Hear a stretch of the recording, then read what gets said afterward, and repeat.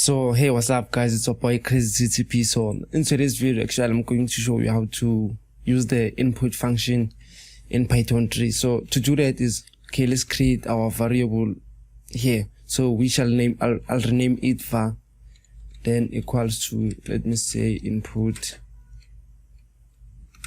and say this, let us type this enter age, or you can type whatever message you wanna prompt the user in it. So for me it is going to be enter age. Okay, seems like I forgot something over here. So as you can see now, our enter age has been displayed. So now what we need to do is we need to type, or we need to type any age over here. Like for instance, let me say 31, then press enter.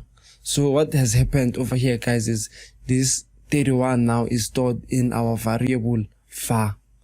So to see what's in the var variable is we need to use this function which is print, then the open parentheses, then say var, then say close parentheses, then press enter.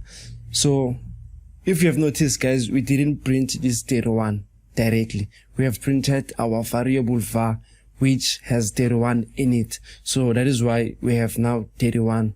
So yeah, that was it guys. So if this video helped you, please like, comment, share and subscribe.